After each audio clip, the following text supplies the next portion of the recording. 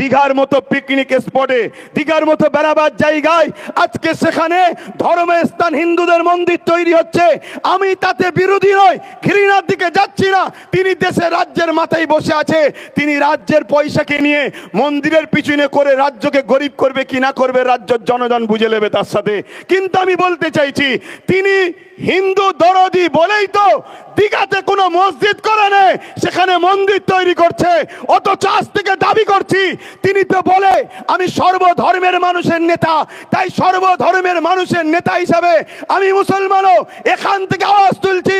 দীঘায় যেমন 200 কোটি টাকা দিয়ে মন্দির করছেন, আপনি তো বলেছেন সংখ্যালঘুকে বেশি ভালোবাসি, কমসে কম 300 কোটি টাকা দিয়ে দীঘায় একটা মসজিদের আবদার আমরা রাখলাম।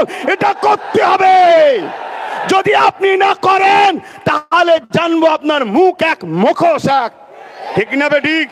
আর এখানেও বলে যাচ্ছি, বলতে পারে 26 পার হলে দেখব। আমি বলবো 26-এর আগে জায়গা কিনে, জায়গার যে আছে অ্যালাইনমেন্ট করে শিলান্যাস করে ভিত শুরু করেন, না হয় জানবো আপনারা দুজন শুভেন্দু অধিকারী আর রাজ্যের সিএম সেটিং এ আছে। তুই আমায় গালি দিবি, আমি তোকে গালি দেবো, তুই এক অংশ ভাগ নিবি, আমি মোল্লা কোনোর সব বুকাবে নিয়ে নেবো। এই নাটক কিন্তু বাংলার মানুষ ধরতে পারছে। তাই বলবো, এই জায়গা থেকেও আমাদের আন্দোলনের আওয়াজ আমরা রাজ্য সরকারের কাছে দীঘাতে একটা কমসে কম 300 কোটি টাকার একটা মসজিদের আবদার রাখছি। কি করতে হবে না হবে না? আর শুধু মুসলমানদের নয়, বাকি ধর্মের মানুষগুলো কি দীঘায় যায় না? তাহলে তাদের কি হবে? তাদের জন্য ভাবতে হবে। তবে জানবো আপনি সবার জন্য ভাবছেন, সবার মুখ্যমন্ত্রী। কে এতে একমত তো নাকি? হাত তুলে বলুন, একমত তো নাকি? একমত তো নাকি? একমত তো নাকি? এটা আমাদের অধিকার, দাবি আছে। কিন্তু আজ শুভেন্দু বাবু তিনি বারবার মানুষের চোখকে, আইকে অস করছে, এমন ভাবে বিভাজন তৈরি করতে চাইছে যেন রাজ্যের সিএম মুসলমানদের, উনি অন্য কোনো একটা সরকার তৈরি করতে চাইছে। আরে আপনাদের কি সেটিং, এটা সবাই বুঝতে পেরে গেছে। তো যাক, আমি আবার ফিরে আসছি। এখানে আর একটা কথা বলি, আজকে বাংলায় নাকি জঙ্গিদের সরকার চলছে, বলছে না বলেনি? আচ্ছা, একটা রাজ্যে জঙ্গি সরকার, তার সাপোর্টারের সরকার রয়েছে, এরকম কথা যদি কেউ বলে তাকে অবিলম্বে অ্যারেস্টের দরকার আছে না নাই? শুভেন্দু অধিকারীর সঙ্গে মমতা ব্যানার্জির বন্ধুত্ব না ঝগড়া এখানেই প্রমাণ হবে। যদি অ্যারেস্ট করে জানবো সত্যিই ঝগড়া, অ্যারেস্ট যদি না করে জানবো সব তলায় তলায় মিল আছে। এই কথা একমত তো নাকি? আচ্ছা, আমি আমার জায়গায় পুনরায় ফিরে আসছি। কিন্তু আজ আমরা দুঃখিত, আমরা দেখছি কলিকাতা ভরি আন্দোলন হচ্ছে, কিন্তু রাজ্য সরকারের এই অখাপ বাঁচাবে বলেছিল, এ বিষয়ে একটাও কথা হচ্ছে না। কোনো এক জায়গায় আমার বলতে বাধ্য হচ্ছি, কেন্দ্রের বিরুদ্ধে রাজ্যকে সাপোর্ট করা ষড়যন্ত্র চলছে না তো? তাহলে এই আন্দোলনে আমরা নয়, আমরা মসজিদের পক্ষে যে আন্দোলন হবে, কোরআনের পক্ষে যে আন্দোলন হবে, ওয়াকফের প্রকৃত পক্ষে যে আন্দোলন হবে, সে আন্দোলনের সঙ্গে আমরা হাতে হাত মিলিয়ে, কাঁধে কাঁধ মিলিয়ে, বুকে তাজা খুন দিতে হলো। আমরা সংবিধান যে রাইট দিয়েছে, ওই রাইটের জন্য আন্দোলনে প্রত্যেকটা জায়গায় সঙ্গ কি বলে হাজির হতে রাজি আছি, ঠিক না বেঠিক? কিন্তু আপনার আন্দোলন এরকম হওয়া দরকার। কেন্দ্র সরকার আজকে সে কালা কানুন কেন তৈরি করতে চাইলো? এমনি এমনি তো খাওয়া যাচ্ছে, এখন তৈরি করতে চাইছে কেন? শোনেন, রাজ্যগুলো ভালো মন্দ খেতে পাচ্ছিল, কেন্দ্র ওয়াকফের ভাগ ঠিক পাচ্ছিল না, তাই ওয়াকফ বিল করে টোটাল নিজের হাতে নিতে চাইছে। কোন রাজ্যকে ভাগ দেবে না, সম্পূর্ণ ও একা খাবে।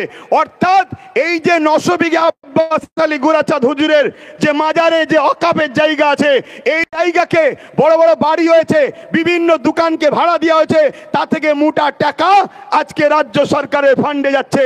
কেন্দ্র সরকার বলছে না, তুই পাবিনি, 900 বিঘেটাই আমি দখল করে আদানি আম্বানিকে দেবো, ওখানে যারা আছে সব ভেঙে গুড়িয়ে দেবো। এই হচ্ছে লড়াই। এদের লড়াই মূলত উভয়ের আমাদের সম্পদকে ভাগ বাটরা করে খাবে। এই জায়গায় বলুন, আমরা যদি আমাদের সম্পদ পেতে চাই, তাহলে কেন্দ্র সরকারের কালা কানুনের বিরুদ্ধে যেমন লড়াই হবে আমার রাজ্যে যারা ওয়াকফকে দখল করে বসে আছে ওদের উচ্ছেদ করে আমাদের মসজিদের জায়গা, আমাদের কবরস্থানের জায়গা, আমাদের মাদ্রাসার জায়গা, আমাদের ওয়াকফের জায়গা আমাদের ফিরিয়ে নেবার জন্য লড়াইয়ের দরকার আছে না নাই? আছে না নাই? তবেই তো লড়াইটা পারফেক্ট হবে। আমার কথা আপনারা বুঝতে পারছেন না পারেননি? কলকাতায় এমন এমন ভিআইপি জায়গা আছে যে জায়গাগুলোর দাম 1 শতক জায়গার দাম 5 কোটি 10 কোটি টাকা। কলকাতার বুকে প্রায় 50,000 বিঘে কম বেশি জায়গা শুধু কলকাতার বুকের আশপাশে আমাদের জায়গা রয়েছে, যে জায়গার অর্থ কত হতে পারে বুঝতে পারছেন? তাহলে সেগুলোরও উদ্ধারের দরকার আছে না নাই? যেমন কেন্দ্র সরকার জুলুম করছে, তার কালা কানুনকে আমরা মানছি না, এ মানবেন নাকি? জোরে মানবেন? শুভেন্দু অধিকারীর মতো মানুষ যদি মনে করে যেদেরকে প্রশাসন দিয়ে ঠান্ডা করে দেবো, শুভেন্দু অধিকারী বাবুকে বলে যায় তোমার প্রশাসন কম পড়ে যাবে, সংবিধান বুকে রেখে সংবিধানকে বুকে নিয়েই মরবো আমরা, কিন্তু তোমার প্রশাসনকে কমিয়ে দেবো আমরা। তোমার প্রশাসন কম পড়ে যাবে, আমাদের পাবলিক এত নেমে যাবে। প্রশাসন কম পড়ে যাবে, আবার মিসগাইড করবেন না যিনি প্রশাসনের বিরুদ্ধে। না, আমার সংবিধান আমাকে প্রশাসনের বিরুদ্ধে লড়াই করা শিখায়নি, কিন্তু যতই প্রশাসন নামাও পাবলিক এত নামবে, তোমার গুলি তোমার প্রশাসনের সংখ্যা কমে যাবে, পাবলিকের সংখ্যাটা বেড়ে যাবে। এটাই মূলত বলার উদ্দেশ্য। কিন্তু এর পাশাপাশি এটাও বলবো, আমাদেরকে যে ধোঁকা দেওয়া হচ্ছে এই ধোঁকা থেকেও সজাগ হওয়া দরকার আছে না নাই? কথা বলুন, আছে না নাই? বন্ধুগণ শোনেন, অতএব ভাবাতে চাইছি আমরা হিন্দু মুসলমান ধর্ম যার যার, উৎসব যার যার, দেশ সবার। আপনারা বলুন, ধর্ম যার যার, ধর্ম যার যার, উৎসব যার যার, উৎসব যার যার, দেশটা সবার। তাই দেশের স্বার্থে বলবো, আজকে কেন্দ্র সরকার একটার পর একটা আইন তৈরি করছে। কৃষকদের বিরুদ্ধে কালা কানুন তৈরি করেছিল, কৃষক বন্ধুরাকে, হিন্দুকে, খ্রিস্টানকে, দলিতকে, পাঞ্জাবি দেখেনি, তারা কৃষক একসাথে আন্দোলন করেছে। কেন্দ্র সরকার তার আইনকে প্রত্যাখ্যান করতে বাধ্য হয়েছে। তাই আমাদেরও উচিত হবে এই কালা কানুনের বিরুদ্ধে, কে কোন দরবারে, কে কোন সিলসিলা, কার কি পছন্দ, সব কিছু বলে দিয়ে সংবিধান বিরোধী এই কালা কানুনের বিরুদ্ধে আমাদেরকে এক হয়ে আন্দোলন করলে কেন্দ্র সরকার এই বিল প্রত্যাখ্যান করতে চ্যালেঞ্জের সাথে বলছি বাধ্য হবে। তাই এক হয়ে আন্দোলন করার দরকার আছে না নাই? জনগণ আন্দোলনের দরকার আছে না নাই? কিন্তু তাদের সঙ্গে আন্দোলন নয় যারা এখনো আমার রাজ্যে ওয়াকফকে লুটে রেখেছে। কি বলুন, ঠিক তো নাকি? তাই আমার বক্তব্য সংক্ষেপ করছি। তার আগে আরো একবার বলি, দীঘা ছিল ধর্মস্থান নয়, দীঘা ছিল পিকনিক স্পট, টুরিস্ট এলাকা। সেই জায়গাটাকে বড় প্ল্যানে রাজ্য সরকার ধর্মস্থান বানিয়েছে। তাদের বিশ্বাস, তাদের ভালোবাসাকে আমি ছোট করছি না, কিন্তু আমরাও অনেকে যাই না। তাই কত কোটি টাকা দিয়ে মসজিদের দাবি রইল? জোরে বলুন।